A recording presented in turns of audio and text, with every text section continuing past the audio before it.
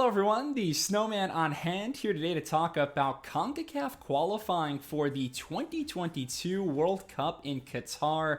We're at the final stage of CONCACAF for North American qualifying. So today I want to go over multiple things, including the brand new qualifying format moving forward. It's no longer the traditional hex that we grew accustomed to. Also want to take a peek at the schedule and preview the 8 nations that'll be duking it out for the 3.5 qualifying bids from CONCACAF in 2022. So CONCACAF completely revised their World Cup qualifying format over the last couple of years. Instead of a 6-team hexagonal final round, it's now 8 teams. They're now calling it the octagonal. All teams will still play each other twice for a total of 14 games. You can see the schedule there as well. This third round and final stage of CONCACAF qualifying runs from September 21 to March 22, leading up to the 2022 World Cup final draw in April. Remember, the World Cup actually taking place in November and December of 2022, not June and July because of Qatar's brutal heat in the summertime. But all these nations will play each other once at home and once on the road. And after we tally up all the points, the top 3 countries will advance automatically to the World Cup. Meanwhile, the team that finishes in 4th place will participate in the Intercontinental Playoff against a team from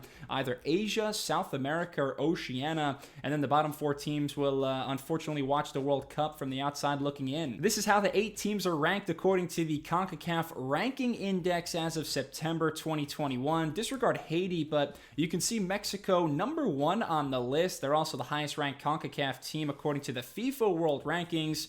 Then their bitter rival, the USA, not too far behind them, fresh off their 7th Gold Cup title. Then there's a pretty substantial drop-off before you get to the 3rd best team on paper, Canada. We've got the 2014 World Cup quarterfinalists, Costa Rica, Honduras, Jamaica, Panama, and El Salvador. Probably the biggest underdog to qualify out of this group for the World Cup. So let's go through each of the 8 teams, starting with Mexico, who's had a very busy summer, finishing runners-up at the Gold Cup, and then turning around quickly with their U23 team and claiming a bronze medal at the Olympics in Tokyo. Might have won gold if not for a penalty shootout loss to Brazil.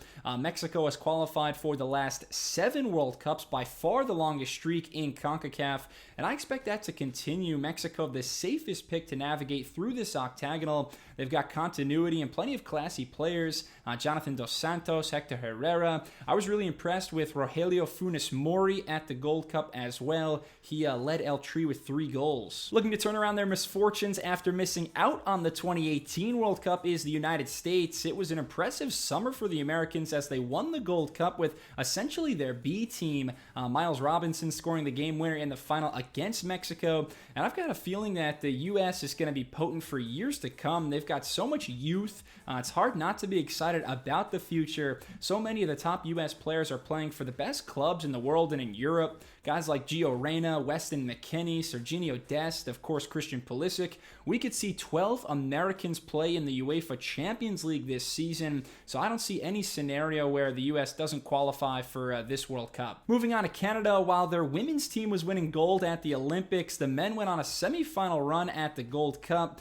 Canada's men's team only ever qualifying for a single World Cup back in 1986. They've got a great shot at getting back, though, as they enter a semi-golden era. Most of their potential success will weigh on the shoulders of one of my favorite players, Bayern Munich's Alphonso Davies. Just 20 years old, already a 3-time Bundesliga and 1-time Champions League winner. Davis can take Canada to new heights. He's one of the elite left backs in the world, can play winger for Canada too, and I think the Canadians will claim the 3rd spot in the table and punch their ticket to Qatar. Now the 4th team, Costa Rica, might not be as reliable of a pick as they've been in recent years. They're sort of in a state of flux with a recent managerial change just a couple of months ago. The Costa Ricans did manage to make the quarterfinals of the Gold Cup, but a sobering defeat to Canada proved to me that this isn't the same Costa Rica that made the quarters at the 2014 World Cup. They also only managed a 0-0 draw versus El Salvador in a recent friendly, so not the best form. I could pretty much see any of these next 4 teams, Costa Rica, Honduras, Jamaica, and Panama, all finishing in 4th place and getting that Intercontinental Playoff spot. Costa Rica begins their qualifying campaign on the road against Panama. And like Costa Rica, Honduras was another team that lost in the Gold Cup quarterfinals this summer. They came oh so close to making it a third consecutive World Cup at Russia 2018, but fell to Australia in the Intercontinental Playoffs. I feel like Honduras might be in need of some fresh blood. I was shocked to see 38-year-old center back Maynor Figueroa still playing such a key role in this team. He's far and away Honduras' all-time leader in international appearances. Striker Jerry Bankston getting up there in age as well. So Honduras, they just seem to kind of lack that dynamic, youthful playmaking factor that the United States is full of. Then you have Jamaica, who lost to the U.S. 1-0 at the quarters of the Gold Cup back in July. Jamaica has only ever qualified for one World Cup. That was back in France '98. Most of the Reggae Boys roster includes players competing overseas, particularly with English club teams. Winger Leon Bailey is an exciting player, just recently moving from Bayer Leverkusen to Aston Villa. I could see Jamaica sneaking into the 4th spot of the standings. Wouldn't shock me if they jumped ahead of Costa Rica and Honduras. The 7th team, Panama, had to go through a tough 2-leg tie against Curaçao just to reach this final stage of qualifying.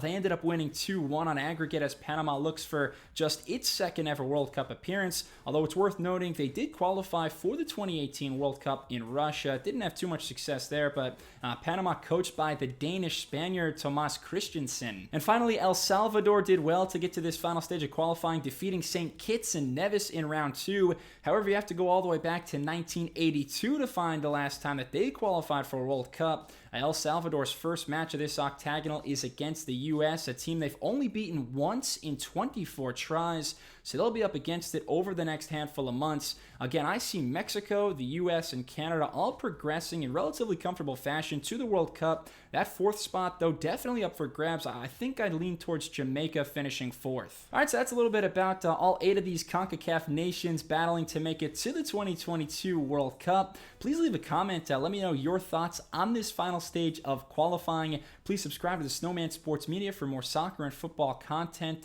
Follow me on Instagram as well at Snowman Sports Media, and I'll see you very soon. Cheers.